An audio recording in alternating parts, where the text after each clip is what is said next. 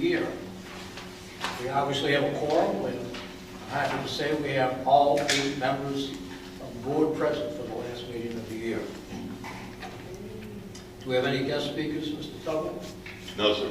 No guest speakers, we'll move on. We'd like to ask for a moment or two of silent meditation.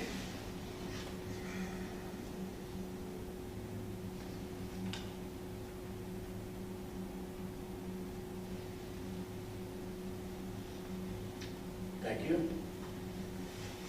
Do we have anyone signed up for public comment? No, sir. Public comment. Good. We'll go right on to the approval of the agenda. I think everybody has had time to take a look at the agenda. Do we have any changes or recommendations, or do we have a motion to approve? I move we approve the minutes as presented. Second. We have a motion to approve and a second to approve the minutes as presented. All in favor say aye. Aye. All opposed? Or you're approving the minutes or the agenda? I'm sorry, the agenda. So what? To approve the agenda. I said it wrong.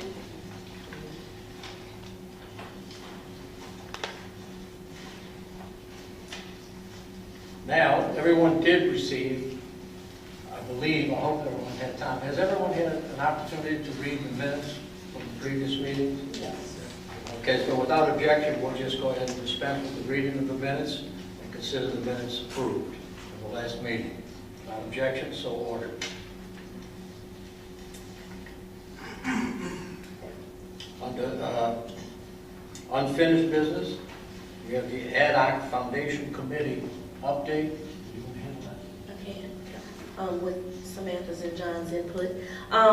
We have 3 of the 4 members we need to file our papers with the federal government, with the state and the federal government. And we have 1 more person in the pipeline, and I will work and do everything I can to have that person by the first week of December, so that we can have them filed by the end of the year. And Samantha will be thrilled because she can stop poking the voodoo doll she has of me in her office.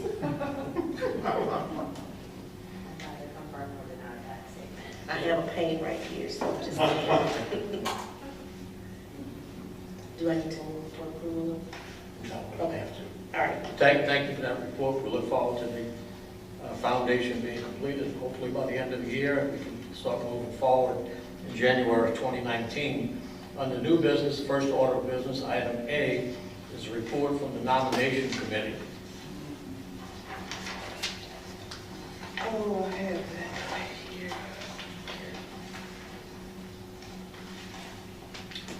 Okay, the nomination committee met on November 5th at 3 o'clock here.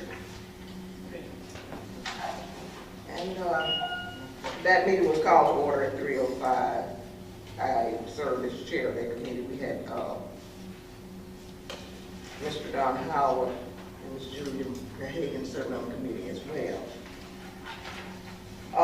The ad hoc nominating committee proposed Tom Tibby as president and Shannon Hicks as vice president of the library board for 2019. Julia moved and Don seconded the motion to recommend approval of Tom Tibby as board president and Shannon Hicks as vice president for 2019 to the library board, and that motion carried. Don Howard moved and Josephine Wade seconded the motion to recommend to the library board approval of Julia Hagan to serve as a board representative on the tuition reimbursement committee in 2019, and that motion carried. Julia accepted that nomination. No further business, the committee adjourned by consensus at 3:10. Very short time to do that business. Okay, we thank the committee for the report. In the report, they recommended Tom Tibby as president, Shannon Hicks as vice president, and both passed, and Ms. Julia Hagan as tuition reimbursement chair on that committee. Do we have any motion? Mr. President, I would like to move acceptance Okay, of we have the nominating committee report. the motion is to approve to actually make a motion to approve Tom Tebby as president, Shannon Hicks as vice president, and Julia for the tuition reimbursement. I'll say. We have a motion and a second. Any objections? All in favor, say aye. All opposed? No? Okay, Shannon, congratulations. Julia, congratulations. Congratulations. Congratulations. Thank you to the committee. The second committee report, item 6B, is the executive committee report and recommendation. I'll go ahead and read the report. The executive committee met on Monday, November the 5th at 5 p.m. for the purpose of conducting the annual performance evaluation of the executive director, Mr. John Tubble. The evaluation was conducted during executive session. Each committee member independently completed an evaluation form, and Mr. Tubble was asked questions and was given the opportunity to make comments regarding his performance and his accomplishments. He was evaluated in 3 distinct areas to include performance measures, organizational improvement, and human resources. After we came out of the executive session, it was decided that we would come up with a composite score of 95, which considered all 3 areas was awarded by the committee. Outside of the executive session, we also reviewed the 2019 evaluation form of the executive director, and it was unanimously approved by everybody. Our recommendation is that the board give consideration to making a motion to approve the evaluation of 95% for Mr. Tubble and to approve the 2019 evaluation form. You move? Second. We have a motion and a second to approve the evaluation report of the committee and also the 2019 evaluation form. Number 3, or 6C, has to do with the, oh, I'm sorry, all in favor? Aye. All opposed? No. The ayes have it. About to say, Tom, that's a hard one to forget right there. You scared me just half a second. That was 95. Now, Mr. Tuggle said that was the highest score we ever gave him. And we were hard on him.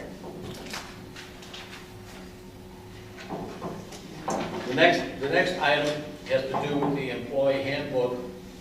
And just to refresh everybody's memory, we're talking about the odd year for the employees at the library to be eligible for a pay raise. It has nothing to do with... No, that's every year. It's the I'm sorry, every year. Right. And the cost of living raises will be every other year. So this has to do with the actual pay raises that they're used. So we dispense, if everybody remembers, with using the word merit raise in any place in the documentation. Now, I'm going to mention this, and I've already mentioned it to John. Many of us did not receive this information. I didn't get it until I got here. I know Neil didn't get it at all. He was printed off the computer. Some got it as late as today in the mail.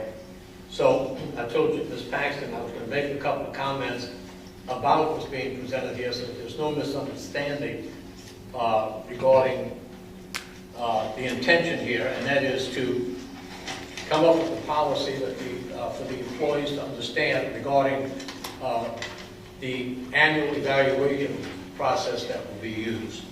But in doing that, in order to find equity and fairness to all of the employees, there was a change made in the allotment of annual leave. If you read through it very carefully, you'll notice that part-time employees, those with less than 20 hours, under the evaluation plan, the way it's written, will receive, I think it's 3 days, Jenny, correct me if I'm wrong, 24 hours of annual leave a year. It's prorated depending on the number of hours. Depending on, right. So if you work from 10 to 19 hours, you get basically 24 hours. Right. And if you work less than 10 hours, you get 12 hours a year. Correct. And that's actually in your documentation.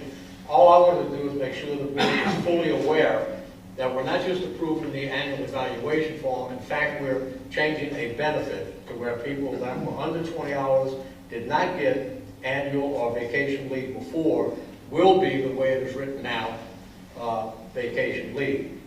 That comes to about, Mr. Tupper gave me these figures, and these are rough. Ms. Paxton will be able to give them accurately. There's about 116 people in that category after we reviewed it on the computer. And if you just, I'm using the figure of 24 hours, would equate to about 345 days of vacation leave that was not given before, that we're going to be changing that policy. That comes to 2,784 hours at an additional cost of $27,840 based on $10 an hour. The deal is, it's not that much money, number one, and it makes it a lot easier for all the employees to understand the policy, and makes it equitable for everybody to do it this way.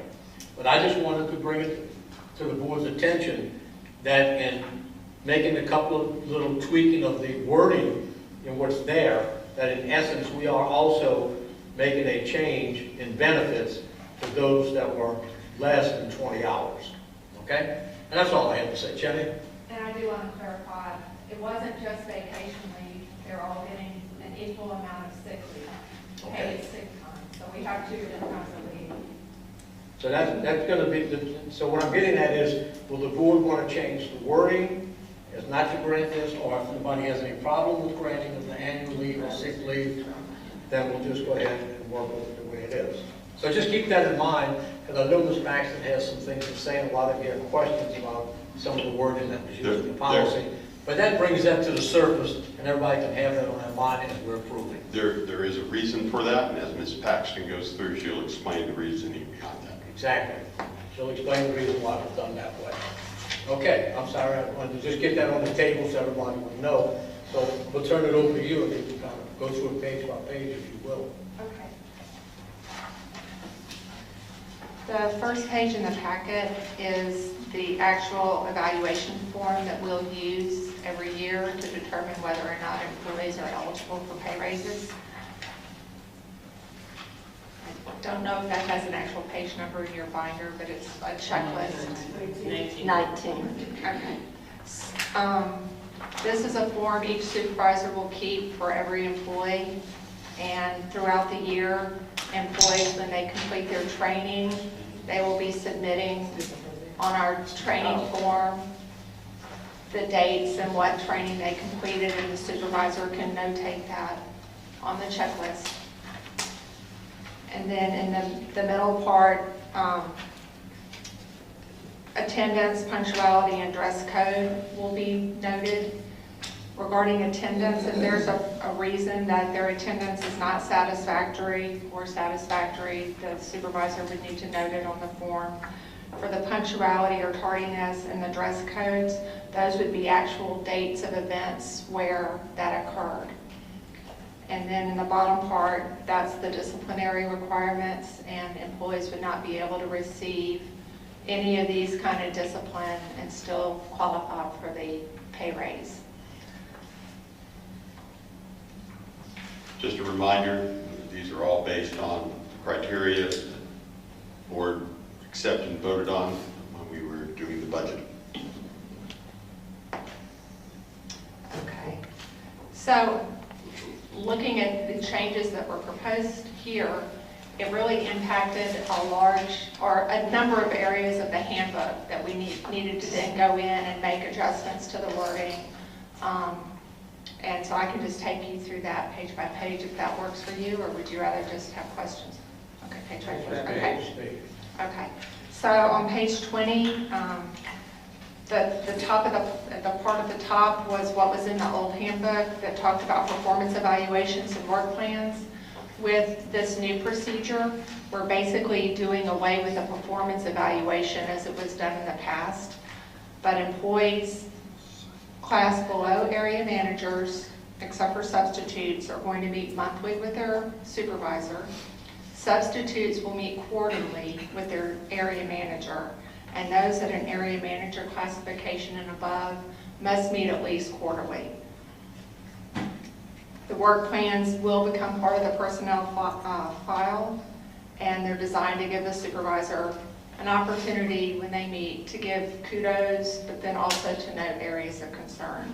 And it's anticipated through this meeting, the checklist if there's anything to be discussed that's come up since the last meeting, they would do that at that meeting as well.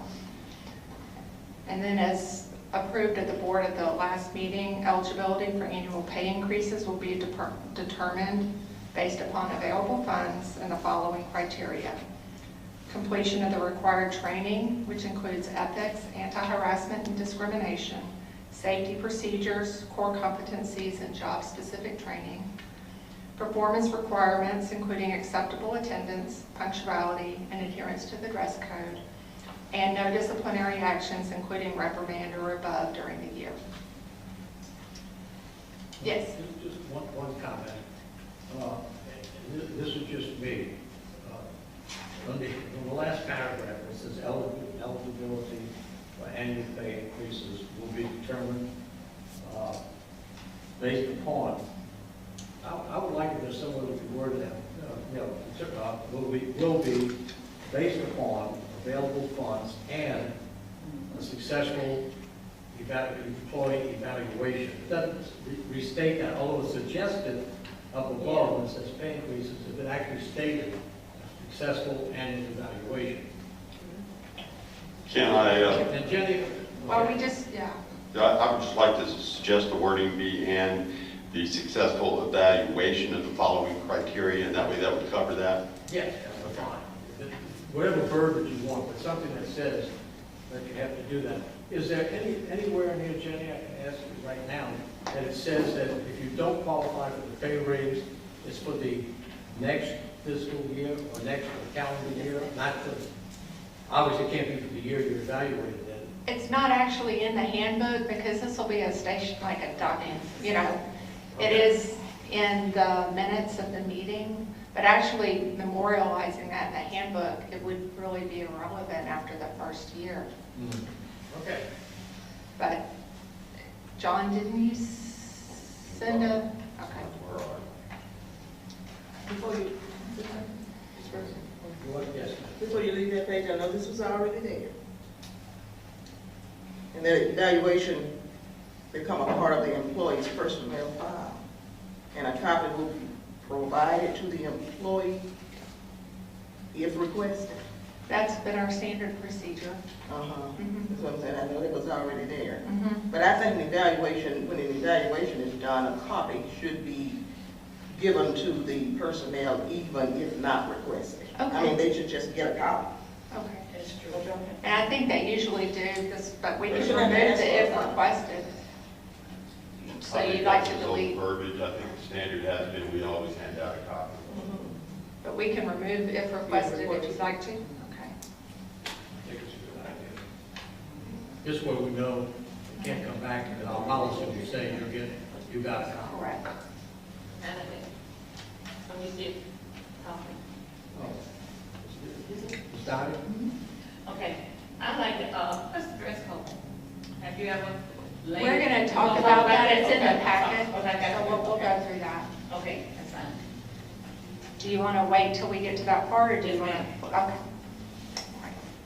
Then moving on, page 21 is the old vacation policy from the handbook, and page 22, the changes that we made, we basically,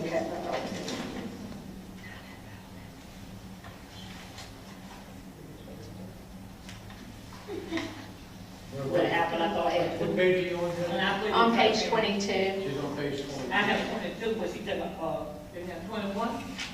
I didn't get 20, 21, I messed up. I thought it was 22, but I put it in. Oh, okay. What, the packet in front of you includes the old policy on one page and then the new policy. So on page 22, the changes that we made to the vacation policy was to change that vacation leave is granted to regular employees with regularly scheduled hours. It used to only be for employees who work 20 or more hours a week. The reason we made that change, and this was a leadership team meeting, we got together to discuss how we could implement this. And it was in the discussion with all of the area managers that we realized it would be quite unfair to implement excessive absenteeism policies where people once they've got a certain number of unpaid days, they wouldn't be eligible for the raise because our employees who work under 20 hours don't get paid time off. So we would be penalizing them by not giving them some kind of an allotment so that they would be able to take time off without suffering. And that is where we came up with the allotments. If you look on page 22 down at the bottom, we pretty much followed the same kind of allotment that we had done in the past, where if any employee who works 10 to 19 hours a week will get an annual allotment, and this is a vacation leave, of 24 hours a year, and under 10 hours gets 12 hours a year. So any questions on that? Just one question. Jim, I see you right behind Mr. Tuggle there. I'm sure you've run a couple of numbers. Does this in any way affect the budget in the sense that people will take time off now with vacation time? Or not? I'm sure it's going to be somewhere, probably somewhere between $12,000 and $24,000 a year. Is that a problem? I wouldn't think so, no. Okay. No, I was asking, because I know next year when we address the part-time libraries again, the funding and the cooperative endeavor agreements, and I didn't want to put it in jeopardy in any way because of there's a little bit of additional money there. I know our budget is large enough to accommodate any of these types of things. I just wanted to be sure that it was addressed. That people time now when people take off, that instead of taking it off without pay, we take it off with pay. Question? Question of clarity on the policy.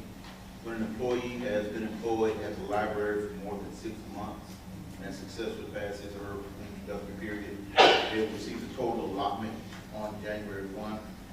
So once an individual has been employed for 6 months satisfactorily, they receive the total 24. They will receive a prorated amount for the rest of the year. So if someone was hired January 1, Okay. July 1, they'll get prorated 6 months worth of the equivalent of what you would get for half a year.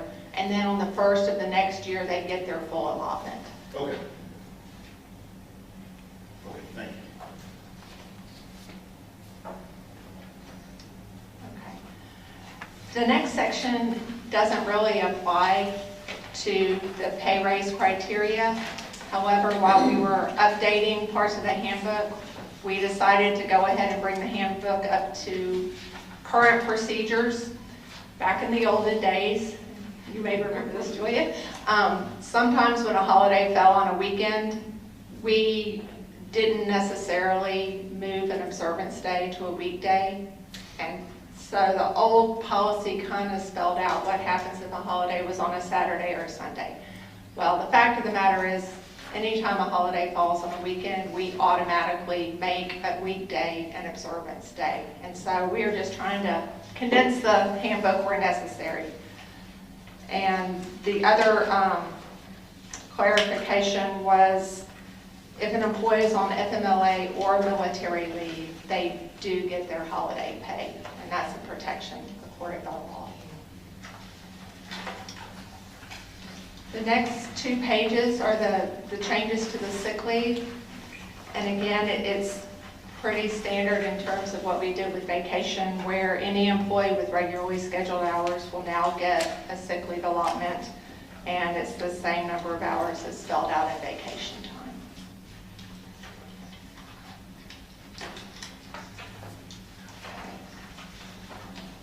The next 2 pages covers unpaid leave of absence. Again, we can now apply this to all employees who have a regular schedule, so that was changed. We included the FMLA. There was a clarification that use of unpaid leave except in situations of approved FMLA, workers' comp, or other protected absences may be considered to be excessive absenteeism.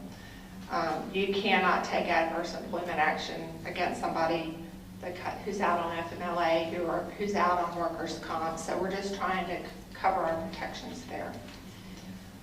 And then I've made reference to our excessive absenteeism policy. And the page 39 is the page number in the handbook, not in your handout here. Several of us got confused with that. Any questions on that? Okay. The next 2 pages, what was in the handbook prior were basically these 3 paragraphs about attendance. And this is one of the biggest areas that we had to flesh out a little more fully. And so the first change that we made in our old handbook, an employee was allowed to fail to report to work for 5 days with no call or no show before we considered that a voluntary resignation. And we felt that was a little excessive. And so we have changed that to 2 consecutive days without proper notification. And we have added the statement, unless it's an extenuating circumstance in an emergency situation. And John was giving me examples. You know, you're overseas and you have an accident. I mean, there could be, I guess, potentially. I can come up with as many as you want me to. The other one thing that brought about a change on this also up here before you pass over to Kenny, I just wanted to make reference to it. We used to require a phone call to your supervisor, but in the age of smartphones and texting, almost said the wrong word. Smartphones and texting, we will now consider a text as contacting your supervisor. We've moved on to the regular phone call because we all text one another quite regularly. Okay. So the next is a completely new policy that we've written out. And again, this whole excessive absenteeism and tardiness, this came through a pretty vigorous discussion with the leadership team. We got everybody in the room to try to talk about the best way. And this is what we were all able to come to an agreement about, that we feel we could equitably apply across the board to both public services and support services employees. So I can just read through it. Attendance is one of the factors used in determining employee eligibility for pay increases. Chronic or excessive absenteeism may result in corrective action up to and including termination. Sick leave absences will only be a factor when the leave is unprotected and either has a pattern or is depleted. All other sick leave absences, whether protected or unprotected, will not factor into determining whether an employee may be considered for a pay raise.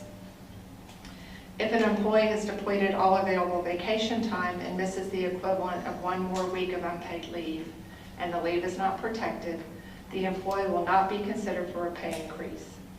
If the employee misses another equivalent week of unpaid leave, the employee will be subject to corrective action up to and including termination. Questions with that? I'm sorry? Yes. Protected and unprotected, those are doctor's excuses.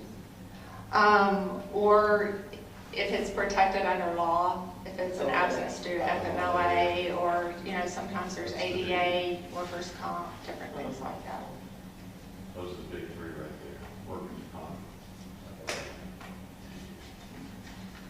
So does it, just for clarification purposes, does that mean that a doctor's excuse is acceptable?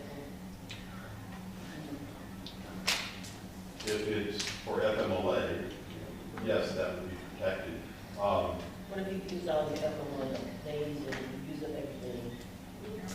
If you've depleted your sick leave, then, and you're absent after that, you can be subject to discipline, and it can impact whether or not you get a pay increase, whether or not you have a doctor's note. If it's not an FMLA absence or an ADA absence or a workers' comp. Normally, if someone is having some kind of medical condition that would require more than 3 to 4 sick days, we recommend, and you will get an automatic email with a link to the FMLA paperwork. So it is recommended that if you're having any kind of sickness that's going to have an extended more than 3 days, that, you know, for doctor's excuse, we do recommend FMLA. So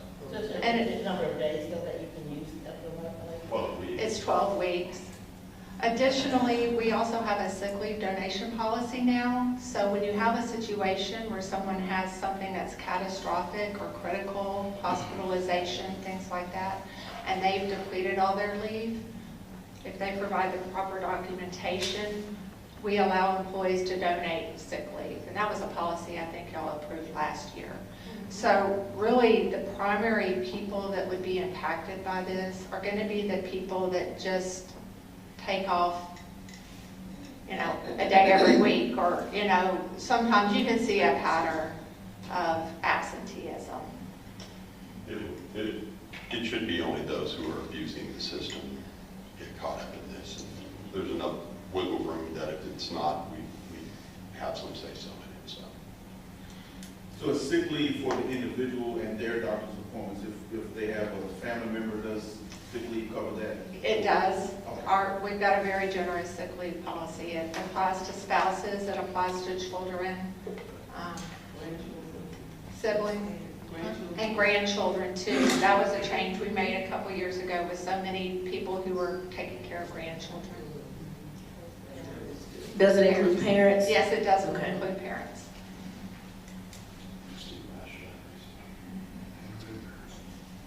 Okay.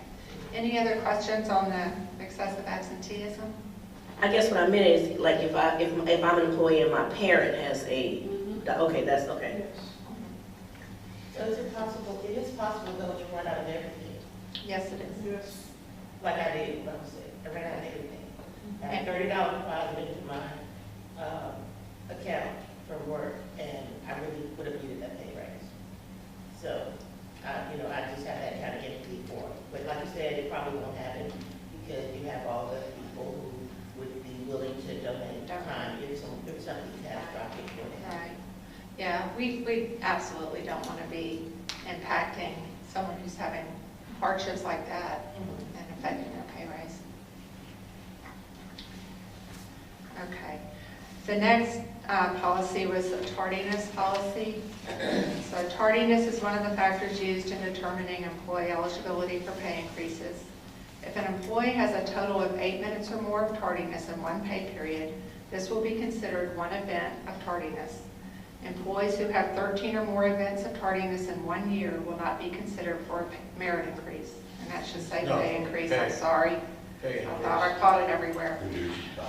More than 13 events of tardiness in 1 year will be subject to corrective action up to and including termination. Let me explain the 8 minutes.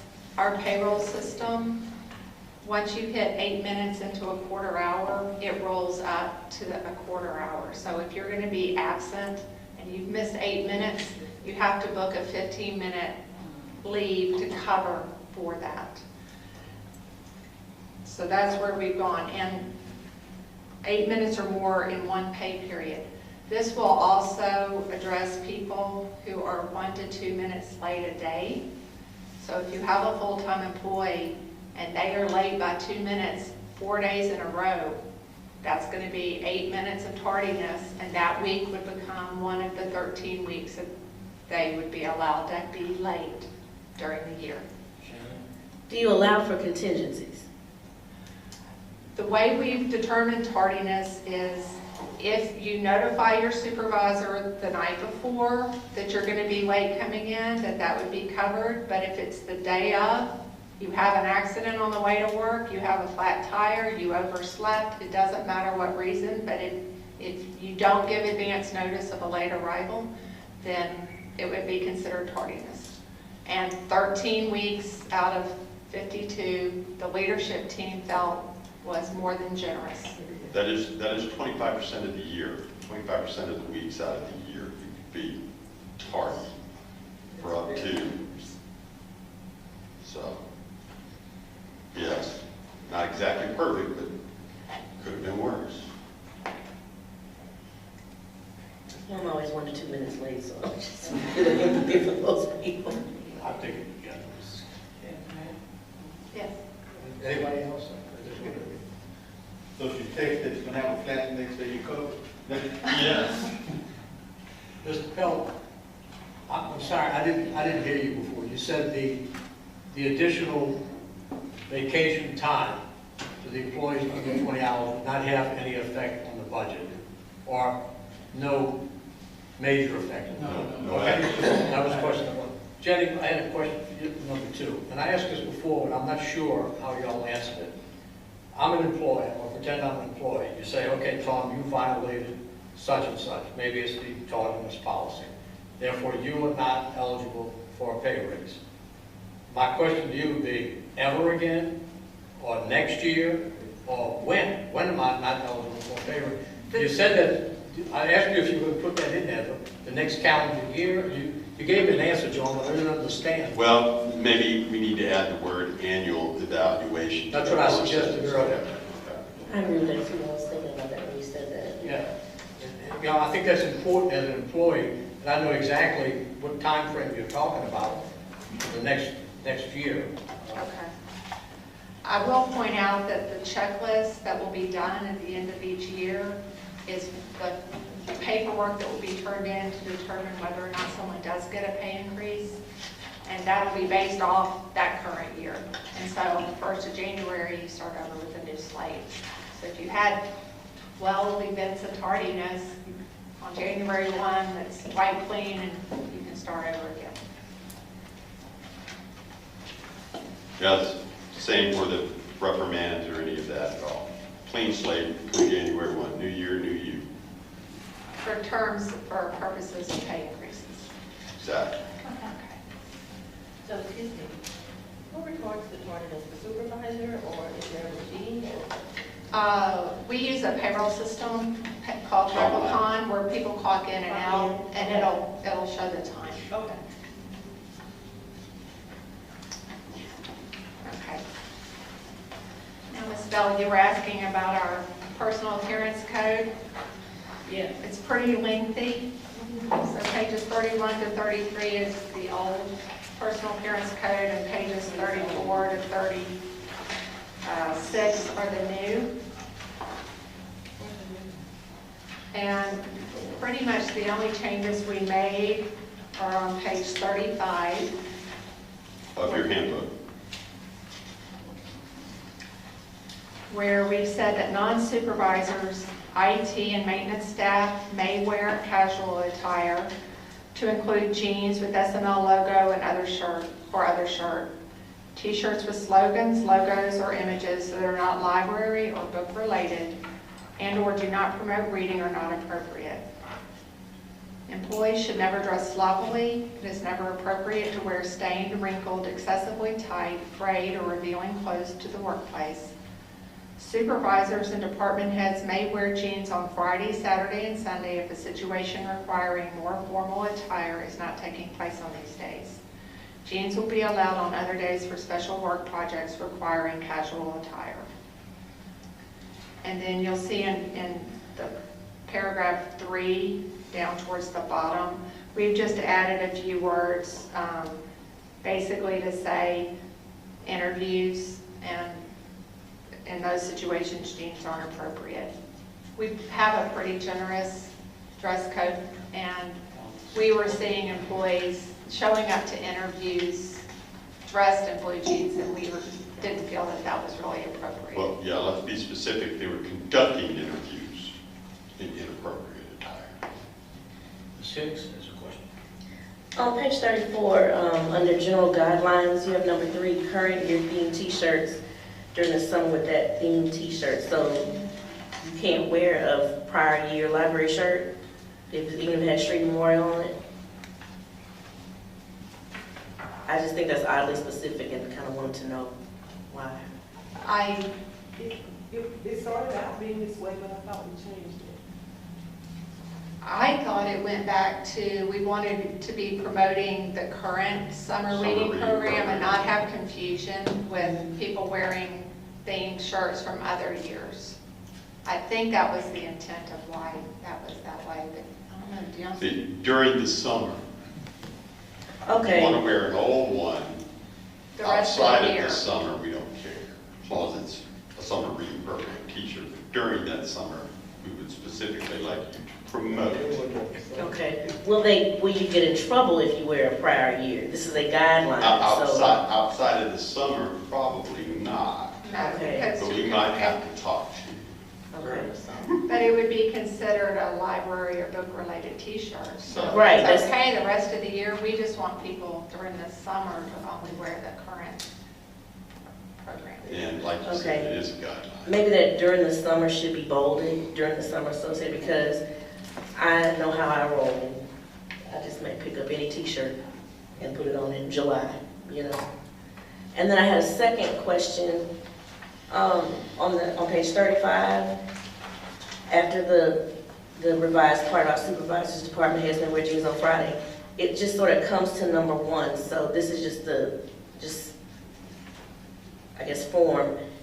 Is there a heading for that before it starts number 1? It is important to remember that employees are still expected to look professional. Right. Because you go from 6 to, Guidelines. okay. So should the numbering be changed? Is that what happened when we went to the new paragraph? The numbering went back to the beginning? That's what it looks like. So 1 may just need to be 7 then. That number 1 Well- on page 35 needs to probably, is that what y'all meant? 7, 8, 9, yeah. It probably the needs a or- heading. Or a heading, 'cause It needs a heading there. What would Okay. you propose? I mean, it actually still falls, to me, under general guidelines. That's just me. I would shift those 5 up to have them go 7 through, and then take those 3 paragraphs and put them into 5. if you shift them up, they'll be under not appropriate. And slide it under appropriate. Well, the article, the chart follows through. Oh, you're right, okay, so it should go back to be number 4. Yeah. And then the following is not appropriate, should follow. Maybe we can play with that. Yeah. I mean, if I were an employee and I was reading this, I'm like, okay, well, where's that coming from? That's a good point, thank you. Anyone else? Okay. And then the next 2 pages is the old counseling and corrective action, and then starting on page 39, we actually, basically it just tweaked the wording. It used to be, we had verbal counseling, written counseling, but both of those ended up getting like documented, and so this was actually, I think, John's suggestion. They used reprimand at his former library. So we have changed verbal warning to just a warning, and it is written documentation of an employee's conduct or performance problem. A meeting is held with the employee to give the warning, and a copy of the warning will be placed in the employee's personnel file.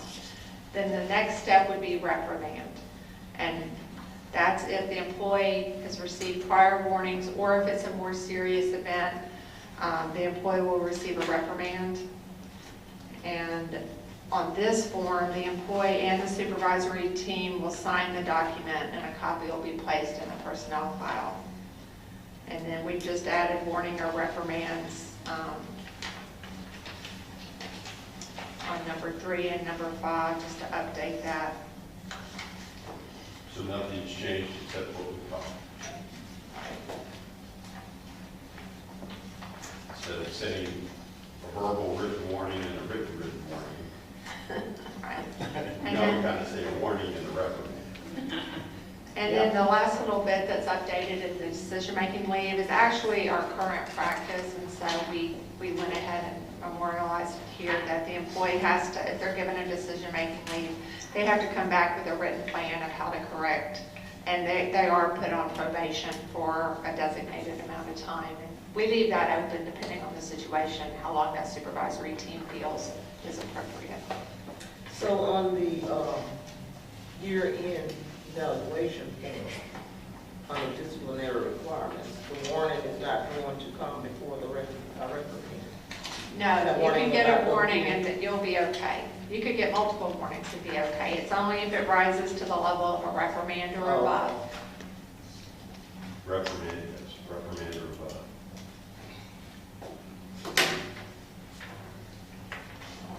Any other questions from the board members regarding the policy changes? I would like to say that you all did put a lot of time and effort into coming up with this. This is really obvious that you did, and commend you for the job that you've done.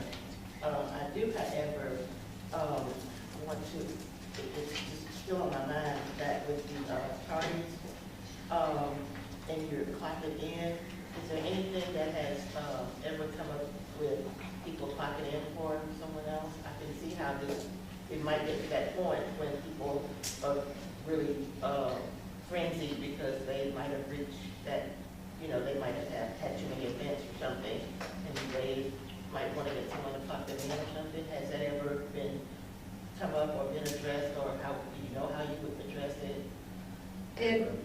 We have had at least one incident that I'm aware of in the past where that happened, and we found out about it, and the individuals did get disciplined. You've got to be able to know somebody's login information to do it. So if an employee shares with a coworker their login information, then So it's not so easy. Technically, that's It is. considered payroll fraud. So they were not terminated. no, they were not terminated, not that particular incident.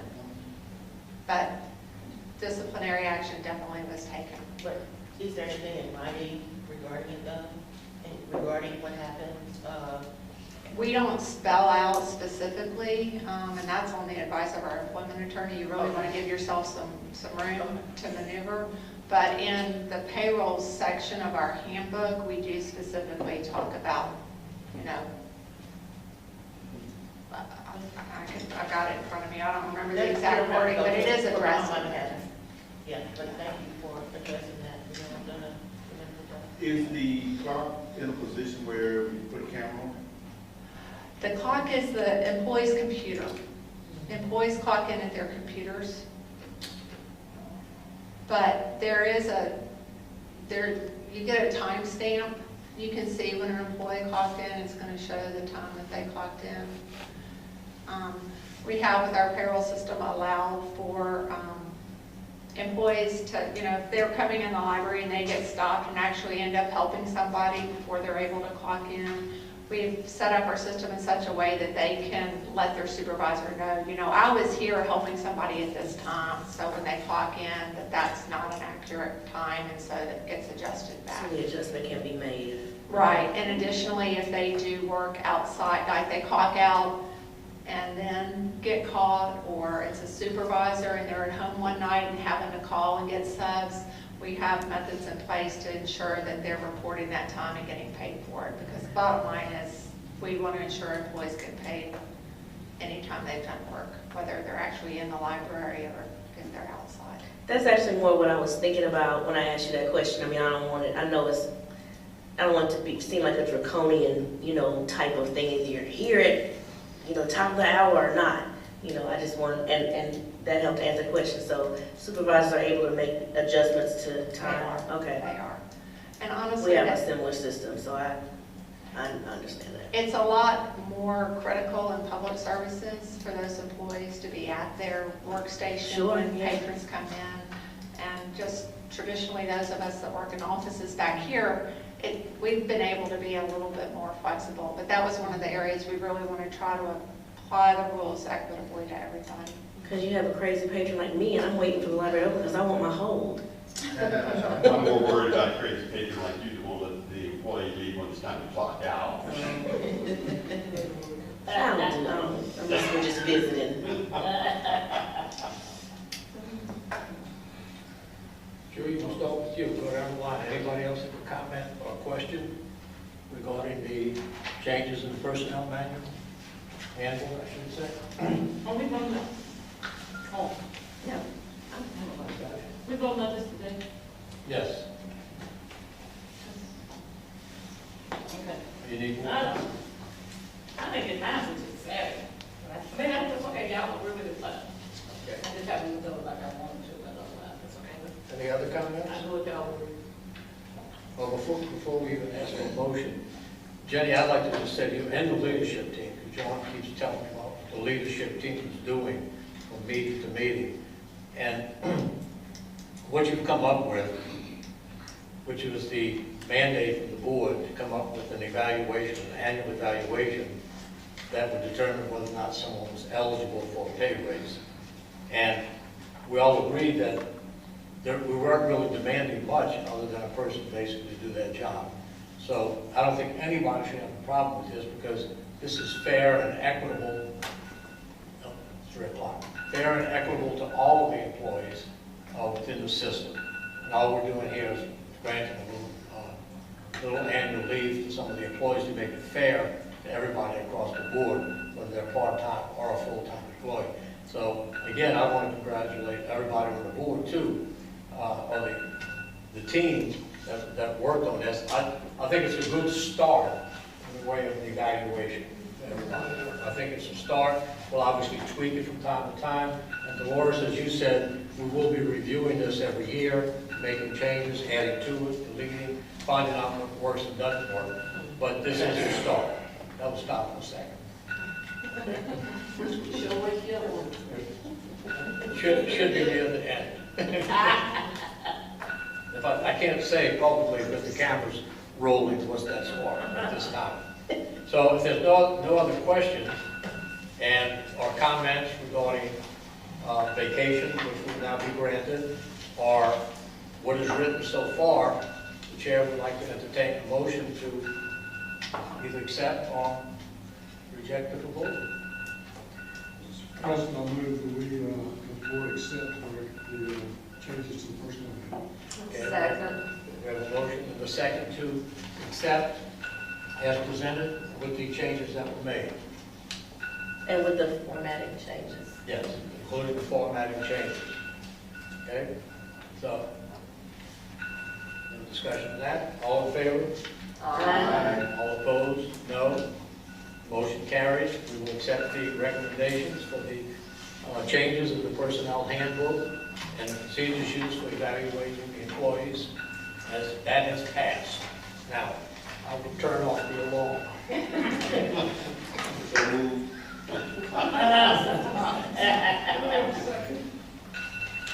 I'm turning it off to Shannon.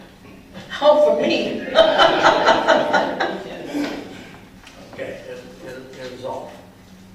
Okay, the next item on the agenda, I believe, is the regular board meetings for 2019. Mr. Tuttle, I think you have submitted a form for everybody to look at, to review. Our favorite executive secretary over here has, it's based on our standard formula. And we did give you a couple of options in May and July because of when they hit. So we do need for you to make a decision on those. Should be page 41, Di. I don't have You it. need them? I'm sure it's mixed Yeah, up, take but mine. I'm just, I'm I'm gonna go with me, so I'll see I looked at it, yeah, we're doing the whole list. Yeah, I had to bring my new calendar. I realize because I have to take a day here.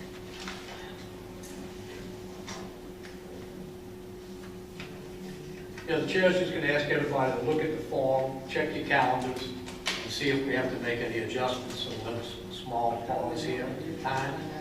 And we also do realize that at the end of every meeting, we also look forward to the next meeting, and it's subject to change at that time also. So if you agree to them now, you can always change them later. I mean, I can tell you, January 28th is okay with me, the rest of it is too far away. that's right. Let's take it one at a time. January 28th, anybody have a problem? Nope. Okay, January 28th is good. March 25th, Too far away to tell. Let's start. I'm okay with that. Anybody? Okay. No, too far away to Too tell. far away to tell. I can't tell you what I'll be doing on I don't know, I March haven't 25th. found a calendar. I can't tell you what I'll be doing on March 25th. No, they just want to know if we can schedule it for this. Yeah, it's fine. I'm Okay, just you're telling you. fine with the schedule. There's no point in polling me because I can't tell you whether. Well, somebody, I think Samuel's got something in May. I do. I would prefer June 3rd if that is okay. What day of the week is that? They're all Mondays. Monday. On Monday? Okay. Well done. It would just mean a day that I don't have to take off from work. That's fine. I will be on summer vacation then. Okay. It's too far That's away fine to with tell. me. Me too. That's June 3rd, okay, well, I'm just gonna add that. July 22nd, everybody okay? Anybody want to make a change? like I said, it's all subject to change, so to speak. September 23rd, She said 30. which one? July 22nd or 29th, Not okay? 29th for you? No. 29th? July 29th? Okay. No, she means she needs the 22nd because the 29th will not work for her, right? Right. Okay. 29 will not work. They are on the 22nd. 22nd. 22nd? Okay. September 23rd, anybody? Okay, November 25th, That's too far away. you're shopping for Christmas, you might not be able to make it. That's actually Thanksgiving week next year, so it's the same week. Yeah, you'll be off that day, okay? So it's Monday before Thanksgiving? Would you say down to So before? it's the Monday before Thanksgiving? Yeah, like that. Just like this month. So the 25th is good, okay? Okay, so here's what I'm gonna read off. January 28th, March 25th, June 3rd, July 22nd, September 23rd, November 25th. That will be on published calendar for now. Like Neil says, it's kind of early. I'm sure everybody's going to come up with something by February or March of next year. Okay, that's good. At the very bottom of this chart, it said, subject to changes during the year. Sure. That will be posted like that. Always. Always, and then we'll get the notice out to the public. We have a question? Yeah. When we get another calendar, we'll, you see, I use mine and stuff. We got all the time for, Yep, yep. we got food now. I'm working on it. They are not in yet. Yes, they are. Are they? Oh, baby, I sure need one. You will get one. Look at here, I use mine to a T. You can tell it too. Can we get them now? She said she, I speak to them. Let me go Okay. see what I can do while y'all talking on this. okay, baby. Good. How do we know you use it? Did you see again? Look here. Look at it. Look here, baby. It's full. Mine is full. Look at that. I mean, I use mine. Look at that paper clip on the how back. do you find anything? But if I lose something, I'll be gone. I got numbers, everything. It's good. I like this. It's work. You know what I'm saying? He got one like that. I got everything. I Okay, ain't we- put nothing in no phone, because I be at the phone, being on that thing, I'll be gone. we're gonna move on. The next item on the agenda, 7A, is the director's update. Mr. Tuttle? All right, we have provided you with the report for October, November 2018. I'll hit the highlights. We were busy in conferences, as noted, HR Southwest, LaSalle, and State Library's Fall Administrative Conference. Our budget was adopted by the Caddo Parish Commission. That's always a wonderful thing. We're still working with our consulting architect, Ms. Wrightson, on our capital improvement programs. Right now, we are scanning blueprints and stuff of that nature, along with doing our studies for seating and charting and usage of that nature, looking at collections and looking at a variety of things that will impact what we do with our new buildings, or I shouldn't say new buildings, our updates and renovations. Let's see, what else? We are this close to a library foundation board, yay! Outreach, well, wow, the last 2 months were crazy. Samantha managed to get me to several press conferences on time without Any events? I was about to say without any headaches. Let's see what else. I've agreed to work with our neighbor to the south, Northwestern University, on an interesting project called the Human Library Project or Commission. Be careful, I may be talking to you soon. Feel warned. That is a very cool project. It is interesting, is it not? Let's see. What was the question? Can you give us a cliff notes on the Human Library? What they're trying to catalog different individuals, humans, with interests interesting stories to actually put in OPAC so you can check out her human, for the time being. And what we do is then you use that information for create programs. First one up out of Northwestern is veterans of all wars. So that's going to be an interesting one. In fact, also looking for, if you happen to know anybody who works for the CIA, they were looking for somebody. So if you happen to know somebody that's willing to admit such things in public, let us know.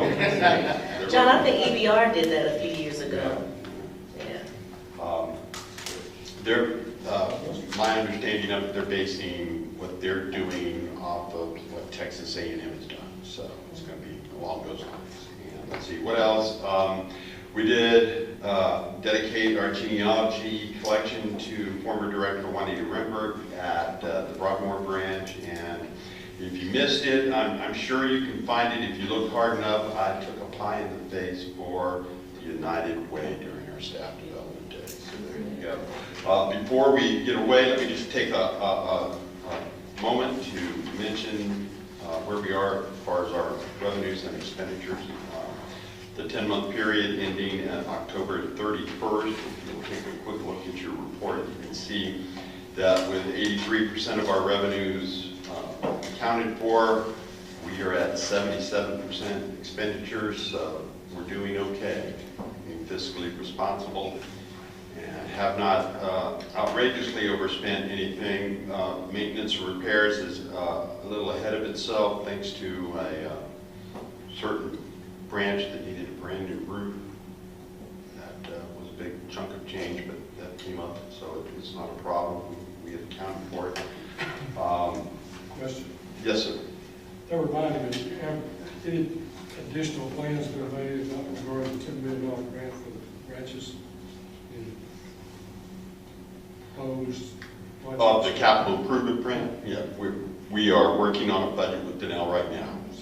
First off, what we're doing is she's looking at all the floor plans and this, that, and the other, as far as what is possible, what we can do, what the collections say we need to do.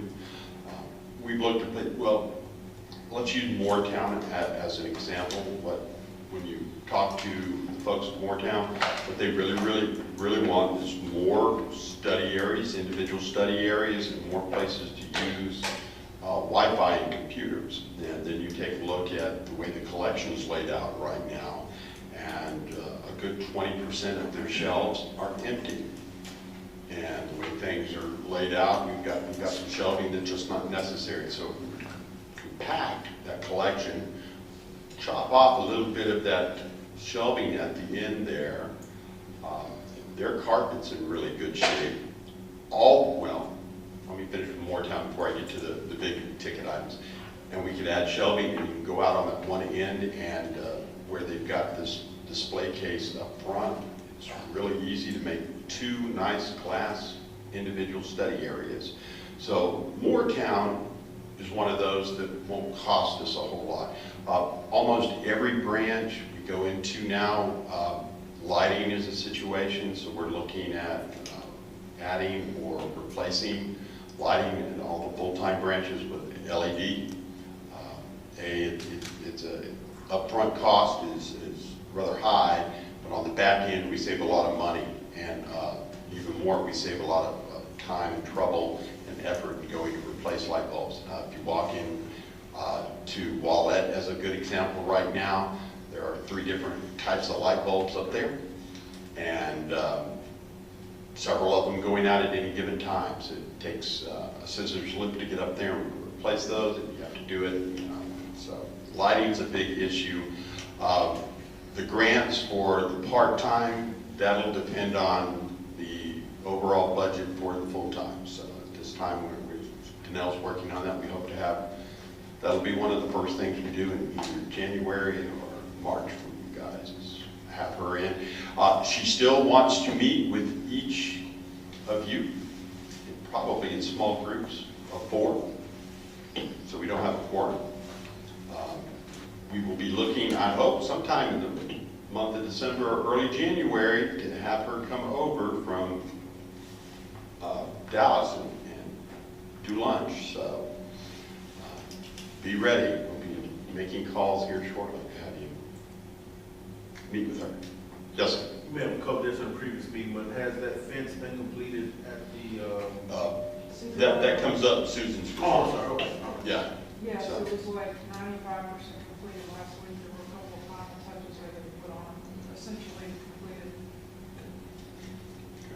But yeah, she's working on it, so we'll have a budget to bring before you, but before we do that, she still needs to meet with each of you individually, or groups anyway, not as a board. So, any other questions? Budget's in good shape. Okay, thank you, Mr. Tuggle. You're welcome. Appreciate it. Well done. Next report is the public service update. Ms. Sutton. Okay, our annual Food for Thought Fine Amnesty Program is in progress, and it goes through December 12th. And as you know, patrons may donate a non-perishable food item for each overdue fine that is owed, and the fine will be waived, and all of the food collected will be donated to the Food Bank of Northwest Louisiana. As John said, the genealogy collection at Broadmoor is now the Juanita C. Rembert Genealogy Collection, and that ceremony was held on October 29th at Broadmoor. And we had 56 people in attendance, including former administrative staff and branch managers of the Broadmoor branch. Ken Epperson Sr. was the Veterans Day program speaker at the Belcher branch, and they had about 14 people to attend that program, which is good for a program in one of our part-time branches. So, proud of them. The area managers and I recently met with each branch manager. We met with all 21 of them individually to ask their feedback in regards to their workload, job processes, time management, communication, supervision, and roadblocks. And all of them were asked the same questions, and the meetings were valuable. And we intend to use some of the information gathered to make improvements where needed. And we've actually already made one improvement. And then to assist with providing access to free reading material, the Healthy Blue organization, in conjunction with the Wallett Library, presented 3 little free libraries to Little Union Daycare, J.S. Clark Elementary, and Canaan Towers on November 6th at the Wallett branch. Financial aid representatives from local colleges and universities joined staff at Wallett on October 29th and Hamilton on November 13th to hold college fairs. And the students who attended received information on financial aid opportunities, and they were also shown how to complete the FAFSA. The programming and outreach staff have finalized the system-wide program lineup for next year, and as you can see in my report, some of the programs and presenters will be Shreveport Opera Express, Rhythm and Soul, Positive Thinking of Lilies Aloud, Mother Goose Story Time with Margaret Clowder, Geppetto's Puppet Theater, Teen Art Journaling, and Beyond Adult Coloring with Marcy Hicks. Also, they have some spring and fall lecture series planned, maker summer camps, and STEAM programs. And also, I forgot, thanks to John, 12 of our managers were able to attend the Gingerbread House Luncheon, where they got to hear Dave Pelzer, the author of A Child Called It, speak, and they all enjoyed that. And last but not least, the West Shreveport branch is without a branch manager, and we'll have to hire someone to manage that branch. Jennifer Fleming was the branch manager there, but she's been promoted to assistant branch manager of the Broadmoor branch. And that's all I have. Ms. Dottie? You advertising it? They're gonna be within, or you gonna go It's- out, search outside? It'll start within, and it's advertised right now. Oh, yeah, but it'll be within, and it's not you go outside. Yes. Any other questions? Thank you, Jesse. I would like to comment on paragraph number 4. I think it's great that you went to visit all 21 branches, but I think it's equally important that you ask them all the same questions. They all came here for the meeting, so. Great. That's good. Thank you very much. Thank you. And the next item is, I believe, Ms. Jenny Paxton, Support Services. I'll just hit a few highlights from mine.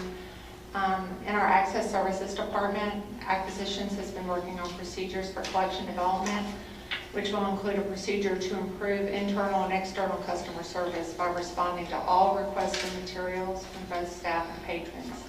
They're also planning twice-a-year visits to each branch to encourage collaborative collection development. So this is just one of our, we're trying to really promote customer service internally from the support services side of things. Our cataloging department has been working diligently and is making really great progress to overcome a backlog of materials to be cataloged that was caused by an ongoing staff shortage. And we got an update just last week, and they're really making great strides to catching up there. In the human resources, our HR department completed 18 visits to all branches during this year, where we went out and provided about 2.5 hours of training at each location on some of the necessary training, and then just some other things, you know, how to do a good interview and different things like that. Also, our staff development day was a big success, and I think the highlight of the day was the team building activity where we partnered with United Way, and it culminated with John taking a pie to the face. In our marketing and development, they continue to do an outstanding job. But what I wanted to focus on was our Facebook post about the book that was returned after 84 years, which went viral. And I mean, it went viral.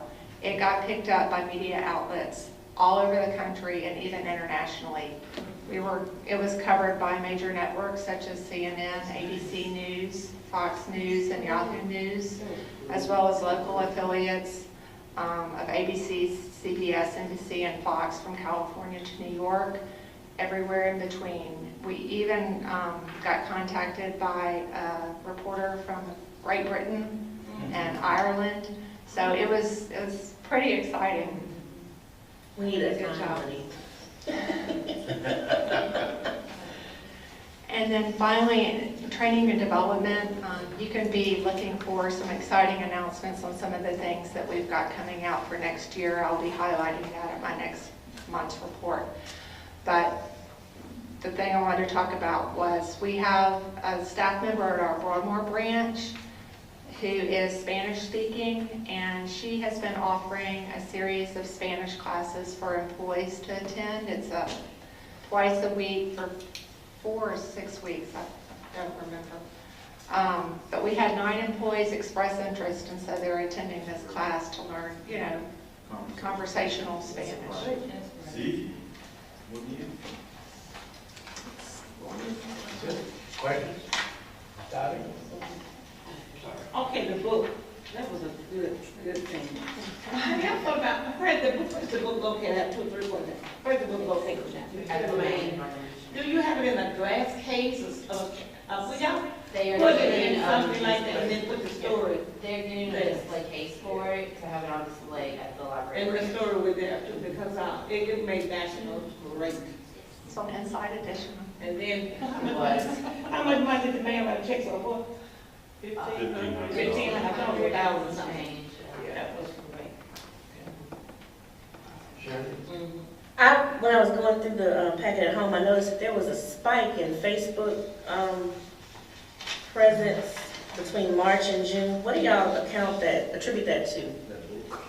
The spike in March and June, Caleb had done a post on a Fake News Friday post that was one to reminding people to check your sources before you share information. And he had posted it before with little notice, but the day he posted it, it went viral. It's one of those that took on a life of itself, and so we had like 10 million views just from March on, from that one post, because people kept commenting on it, they kept sharing it, and so people would share it and share it and share it again. So 10 times later, they're still sharing it, and they've never actually come to our page, but they're still sharing that post. So that's what happened then. I was wondering, I'm like, what happened? I know that's not all summer reading.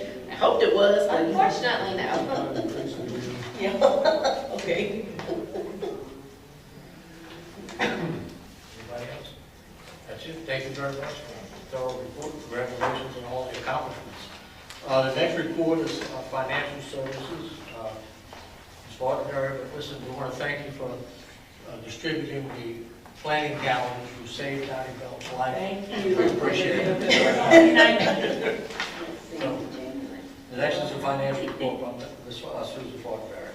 Well, we did a lot of the usual maintenance things that we do, and I won't bore you with those details.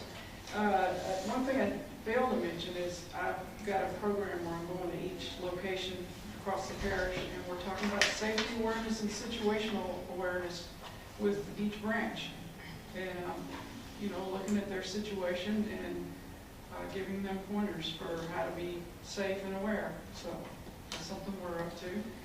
But the thing that I'm excited to talk to you about is this last little paragraph here. Back in 2017, y'all approved for us to put the boilers in Maine.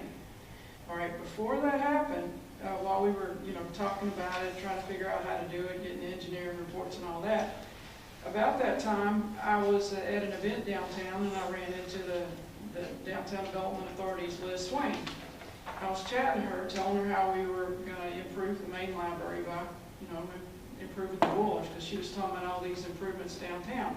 She got to talking to me about historical renovation money and historical downtown districts and all, and maybe we could plug into that whole thing. Well, I said, how can we do that when we're not a taxpayer? We don't pay taxes for our properties. She said that they had been the first ones to pioneer this thing where a governmental agency does some great improvement to a building that qualifies as if they were a commercial business that paid taxes, and then they turn around and apply for tax credits, so they get a piece of paper that really doesn't have any value because they don't pay taxes, but there is a mechanism to auction that tax credit off to the highest bidder. And there's people who are willing to buy those tax credits at a slightly discounted amount because they benefit. So she said, look, work with my staff, we'll tell you how to do it. Well, it's taken a year and a half, and I hadn't told you about it because it was roadblock after roadblock after roadblock after roadblock. But finally, it's coming to fruition this week. I was trying to wait until I had a check in my hand to wave around about. Basically, we spent $224,000. We got $56,000 worth of credit because that's the formula. They just do the math and they say, here's your credit. We had to come up with a 1800s map of the original buildings on that property and everything. I mean, you would not believe the process it takes to go through to get this. And then we had to go through the Department of Revenue and everything else and prove it was taxpayer money and not federal grants and all. But we got the $56,000 credit. And then thanks to Liz, they had gotten a Attorney General finding that said he felt like a governmental agency could auction this off and go through this process. So because they had opened that door for us, we used that Attorney General finding, and auctioned it off, and the highest bidder offered us $49,025. Wow. So we said yes. So sometime before this month is over, I expect to have in our hands a $49,000 check, which is revenue, which will offset the cost of that boiler, which is a really good use of our taxpayer dollars. Now that should make the news. Perseverance. Well, I kind of... That's amazing. Yeah, I kind of rather it not, but... That's a great ending. That's a good story. That was a lot of work, and we do appreciate it. It's not something that happened, obviously, as you said, overnight. It was well over a year. I didn't even know if it would happen. That's why I didn't say anything. I didn't tell you I was getting a rebate. I was going to get it in my hands before I told you we had the rebate. That is fantastic. That's a good meeting. Does anybody have any last minute comments? Business to bring before the board? Okay. Yes, Ms. Dottie? Okay, mine was up. I had a lady approach me about the downtown library. And I told nothing we can do about the people sitting around outside coming in the library. You know, there's people that get in the home and stuff like that. And she was just saying that when they come in, and I'm sure they got, the police was right there. And then I said she just don't want to end that with them, probably, that's an impression. But anyway, she just called me complaining. And I What's her said, issue? Huh? What's her issue? Issues that she don't think they should be coming in there for the most, that's smelling. Some of them, and then, when you come out the library, they're bothering them, they're bothering her, I guess, and all that kind of stuff, and she's afraid. But like I told her, I said, now that's not, we have a policeman, a guard in there. I said, now you on the street and then we can do about that, you know, once you come outside. But I don't know, I think she just looked on the things out there, I was on the board. Nobody else even called it. I really never, I used to go to that library daily and pass through. I've never had problems with the police officer right there, but the public library is the public That's what I told library. her, I said, that's to the public. And I asked her, so where do you live? Now, she never did, I think she went friends in home with herself, because she never did give me her address. Well, I guess I have to use the computer and all that, so I feel she was there, or one of the people down there. So I told her, I said, well, I talked to the board about that, but there's nothing we can do. Maybe the Unless homeless people it's might have a complaint against her. They probably do. I can tell where she's talking on the phone, so I'll probably down. But that's all the complaint. And then I want to thank, you for feeding my babies up there, and, he was Greenwood. You was there that day, right? They was excited and everything, so we just trying to get the word out. To get more there, because, the lady at Timmons Elementary, school, she put a big sign up telling them they, in Greenwood, they can go and eat. But now some of them say they don't like the food, but that's okay. They're not the only Now they don't like, huh? They're not the only ones, but they have new menu items now. Kathy hasn't received any yet, because she still has some of the old. Because the food looked good, didn't it? That day. But anyway, they didn't like the food. If you're hungry. So let me know again when they change the menu. They've already changed them. Kathy just had to use up what she had. Oh, that's what happened. And then she'll get some of the new menu. Oh, Jesus, I tell you. Mr. Chairman, I have two quick things. First, thank you all for the donation of the Little Free Library. It will be well used at J.S. Clark. We are trying to develop a culture of reading with our students and families. So thank you all for that on behalf of my principal, Dr. Kenya Claiborne Roberts. And I just forgot the last thing I was going to say. It was about the Little Free Libraries. I forgot that quick, so it must not have been. Oh, I wanted to let you all know that I ran a promotion for my teachers and faculty and staff members, any adult that worked at J.S. Clark at the beginning of the year. If they showed me their Street Memorial Library card, I would give them a $20 gift certificate to the book fair. I was able to give out 16 gift certificates out of a full staff of 84, which it should be 84 I should have had to give out, but you know, we're just going to be happy with the 20. So I'm always promoting the library. Good start. Anybody else? Okay, I'll make one personal comment. I want to thank all of the board members seated here for all of their support and encouragement throughout the year. It's been a pleasure to work with all of you colleagues and bringing me back for another year. I really do appreciate all your help. Also to all of the staff, all the administrators sitting here, thank you all very much for the encouragement, the support, and like always, we all have our little differences, but we've always been able to work them out for the benefit of the library system. And that's what's really important. To everyone sitting here, my colleagues, and those sitting in front of the platform, and to all of those looking on the camera, to all of you, happy Thanksgiving to you and your families. With that, we'll obtain a motion to adjourn. Happy New Year too, we won't be back. Happy New Year. Okay, Happy New Year too. Merry Christmas, Happy New Year. Merry Christmas. So moved. A motion to second to adjourn, all in favor? All opposed? No, the last meeting of the year is hereby adjourned.